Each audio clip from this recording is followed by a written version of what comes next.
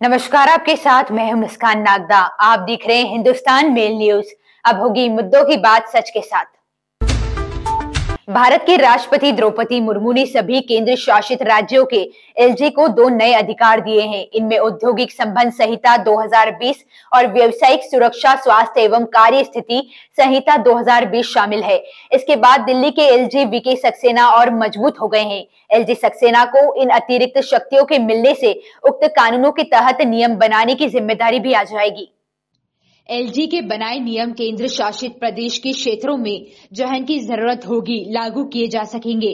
आधिकारिक बयान में कहा गया है कि 16 जनवरी को गृह मंत्रालय की ओर से जारी 2 अलग अलग नोटिफिकेशन का उल्लेख करते हुए निर्देशित किया जाता है कि दिल्ली के एलजी अगले आदेश तक इन नियमों के तहत शक्तियों का प्रदान करेंगे और उपयुक्त सरकार या राज्य सरकार के कार्यों का निर्वहन करेंगे। नोटिफिकेशन के अनुसार अंडमान और निकोबार आइलैंड, दादरा और नागर हवेली और दमन और दीव, चंडीगढ़, पुडुचेरी और लक्षद्वीप सहित 5 अन्य केंद्र शासित प्रदेशों के प्रशासकों और एलजी को भी राष्ट्रपति की ओर से ऐसी ही समान शक्तियां प्रदान की गई है। भारत इस साल 75वां रिपब्लिक डे मनाएगा। इस साल परेड में 50 विमान हिस्सा लेंगे। इनमें से 9 राफेल और नेवी के IL-38 का फ्लाई पास्ट होगा, जो पहली और आखिरी बार कार्यक्रम में भाग लेगा। भारतीय वायुसेना के एक वरिष्ठ अधिकारी ने बताया कि IL-38 इंडियन नेवी का विमान है, जिसने सेना में लगभग 42 सालों तक सेवा दी है। उन्होंने बताया कि कर्तव्य पथ पर दिखने वाले 50 विमानों में 4 सेना के भी शामिल होंगे। एक प्रेस कॉन्फ्रेंस में भारतीय वायुसेना ने IAF झांकी के एक मॉडल का भी अनावरण किया, जिसे 26 जनवरी की परेड के दौरान प्रदर्शित किया जाएगा। IAF की झांकी की थीम भारतीय वायुसेना सीमाओं से पार शक्ति है और यह IAF की कुछ प्रमुख संपत्तियों को प्रदर्शित करेगी। त्रिपुरा में आगामी विधानसभा चुनाव में सीनियर सिटीजन और दिव्यांगों को वोट फ्रॉम होम की सुविधा मिलेगी। राज्य के सीईओ ने बुधवार को इस बारे में जानकारी दी। सीईओ के अनुसार 80 साल से ज्यादा उम्र के बुजुर्ग ही घर से मतदान कर सकेंगे। राज्य में 16 फरवरी को मतदान होगा और 2 मार्च को नतीजे सामने आएंगे। त्रिपुरा के सीईओ ने कहा कि राज्य में निष्पक्ष और पारदर्शी चुनाव कराने की तैयारियां चल रही है। सुरक्षा के चलते यहां सीआरपीएफ के जवानों की तैनाती कर दी गई है। राज्य में शांति बनाए रखने के लिए जवान फ्लैग मार्च और रात में गश्ती कर रहे हैं। विधानसभा चुनाव से पहले अगरतला पुलिस ने शहर में सुरक्षा कड़ी कर दी है। सदर sub division police officer AK दास ने न्यूज एजेंसी ANI को बताया कि अपराधियों और तस्करों के खिलाफ अभियान शुरू कर दिया है। हमने 14 पुलिस नाके बनाए हैं, जिससे अवैध नकदी, हथियार, नशीले पदार्थों की तस्करी ना हो।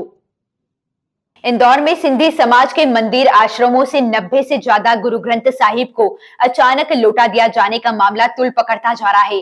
समाज ने कहा है कि गुरु ग्रंथ साहिब को अब हमारे मंदिरों, आश्रमों में पुनः विराजित करना है या नहीं, इसका फैसला हमारे संत ही करेंगे।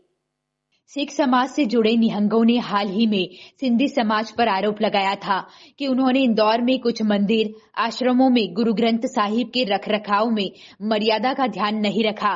साथ ही उन्होंने अल्टीमेटम देते हुए उन सभी जगहों से अन्य ग्रंथ और पत्थर के बुत मूर्तियां हटाने को कहा था जहां गुरु ग्रंथ साहिब रखे हैं। जिसके बाद नाराज सिंधी समाज ने 11 जनवरी को अपने मंदिरों में रखे गुरु ग्रंथ साहिब को सिख समाज के इमली साहिब गुरुद्वारा में जमा करा दिया। इंदौर में पिछले कुछ दिनों से एक मामले ने जमकर तूल पकड़ा हुआ है। इससे जुड़े सभी लोग अपनी अपनी बात बता रहे हैं, मगर ये मामला अभी भी सुलझता नजर नहीं आ रहा है।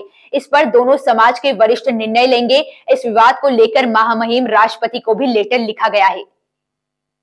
ये मामला इंदौर के सिंधी समाज और सिख समाज से जुड़ा है। दिसंबर महीने से ये मामला इंदौर में चल रहा है, जिसका निराकरण अभी भी नहीं हुआ है। दरअसल 19 दिसंबर को सिख समाज की संस्था शिरोमणि पंथ अकाली बूढ़ा दल के निहंग का एक समूह इंदौर के विनयनगर के पास पार्श्वनाथ कॉलोनी में बने एक सिंधी मंदिर आया। निहंग समूह ने कहा, यहाँ श्री गुरु ग्रंथ साहिब की मर्यादा का पालन नहीं किया जा रहा है, इसलिए वे ग्रंथ साहिब को देखना चाह रहे थे। मंदिर बंद था। पुजारी ने उन्हें अगले दिन आने को कहा। यहाँ कुछ विवाद की स्थिति बन गई। इससे जुड़े वीडियो सोशल मीडिया पर वायरल हुए। वीडियो सामने आने के बाद सिंधी समाज जनों ने आपसी चर्चा की। जहाँ पर ये वाकया हुआ, वहाँ के लोगों को इसकी शिकायत करने को भी कहा। समाज जनों ने समाज के संतों के साथ चर्चा की।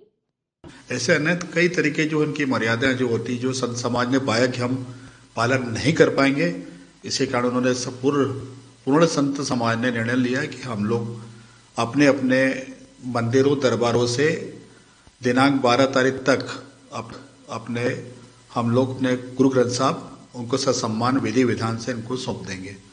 इंदौर विच सिंधी साध संगत ने 92 स्वरूप श्री गुरु ग्रंथ साहब के श्री गुरु सिंह सभा ਨੂੰ ਦਿੱਤੇ ਹਨ, ਜਿਹਦੇ ਵਿੱਚ 74 ਗੁਰੂ ਗ੍ਰੰਥ ਸਾਹਿਬ ਦੇ ਸਰੂਪ ਬ੍ਰਧ ਹਨ ਔਰ ਇਹਦਾ ਦੁਸ਼ਪ੍ਰਚਾਰ ਪੂਰੇ ਵਰਲਡ ਵਿੱਚ ਕੀਤਾ ਜਾ ਰਿਹਾ ਹੈਗਾ, ਜਦਕਿ ਉਹਨਾਂ ਨੇ ਇਹ ਸਰੂਪ ਆਪਣੀ ਸਹਿਮਤੀ ਨਾਲ श्री गुरु सिंह सभा इंदौर में जमा कराए हैं। इंदौर के भंवरकुआ इलाके में कॉलेज के एक छात्रा से मिलने आए एक युवक को बजरंग दल ने जमकर पीट दिया। युवक पुणे से आया था। बजरंग दल ने आरोप लगाया कि युवक इंस्टाग्राम पर नाम बदलकर केवल हिंदू लड़कियों से दोस्ती करता था और उन्हें अपने प्रेम जाल में फंसा लेता था। बजरंग दल के कार्यकर्ता ने युवक को पकड़कर भंवरकुआ पुलिस को सौंप दिया है। बजरंग दल के विभाग संयोजक तन्नू शर्मा ने बताया कि सदन खान आईटी पार्क में कॉलेज छात्रा के साथ बैठा था। यहां संगठन के मंत्री विपिन राठौर, राहुल पांडे और बजरंग दल के अन्य कार्यकर्ता पहुंचे। पहले नाम पता पूछने पर वह खुद को हिंदू बताता रहा, लेकिन जैसे ही उसकी पिटाई की और आईडी कार्ड मांगा तो उसने अपना नाम सदन पिता सादिक खान बताया। छात्रा को भी उसके हिंदू नहीं मुस्लिम होने का पता नहीं चला। छात्रा ने कहा कि वह मुझसे हिंदू बनकर ही मोबाइल पर बात करता था। वह मुझे मिलने इंदौर आया, पहले होटल बुलाया, फिर मुझे आईटी पार्क लेकर आया। भंवरकुआ पुलिस के मुताबिक सदन पुत्र सादिक खान निवासी ताड़ीवाल रोड पुणे के खिलाफ प्रतिबंधात्मक धाराओं में कार्रवाई की है। आगामी 20 दिनों से इंदौर में इंटरनेशनल और नेशनल खिलाड़ियों का कुंभ लगेगा। भारत न्यूजीलैंड के बीच 24 जनवरी को होलकर स्टेडियम में वनडे मुकाबला होगा। यह इंदौर में होने वाला 6ठा वनडे मैच है। इससे पहले होलकर में हुए सभी वनडे मैच भारतीय टीम ने जीते हैं। 30 जनवरी से पहली बार शहर में खेलो इंडिया यूथ गेम्स की शुरुआत होगी। शहर के 4 स्थानों पर 6 खेल स्पर्धाएं होंगी। इनमें table tennis, kabaddi, basketball, weight lifting, tennis और पुरुष फुटबॉल स्पर्धा के मुकाबले खेले जाएंगे। टेबल टेनिस, कबड्डी स्पर्धा खेल प्रशाल, बास्केटबॉल, वेट लिफ्टिंग स्पर्धा basketball complex, tennis Indore tennis club और पुरुष फुटबॉल स्पर्धा के मुकाबले एमरल्ड हाइट्स स्कूल में आयोजित किए जाएंगे। 950 खिलाड़ियों के अलावा 300 ज्यादा ऑफिशियल्स भी आएंगे। जिला खेल अधिकारी रीना चौहान ने बताया कि खेलों की तैयारियां अंतिम चरण में है। कुछ स्पर्धा स्थल पर रंग रोगन का काम चल रहा है। खेलो इंडिया गेम्स के लिए आने वाले खिलाड़ियों को इंदौर की पहचान वाली सामग्रियों के साथ गिफ्ट हैम्पर दिए जाएंगे। खेलो इंडिया के वातावरण निर्माण के लिए शहर में पोस्टर्स, बैनर्स, सेल्फी पॉइंट के साथ स्कूलों में खेलकूद स्पर्धाएं भी आयोजित होगी। इसके अलावा बाइक, साइकिल रैलियां निकाली जाएगी और मैराथन भी आयोजित की जाएगी। ऐसी ही खास खबरों के लिए हमारे साथ बने रहिए। हिंदुस्तान मेल न्यूज पर हमारे चैनल को सब्सक्राइब जरूर करिएगा।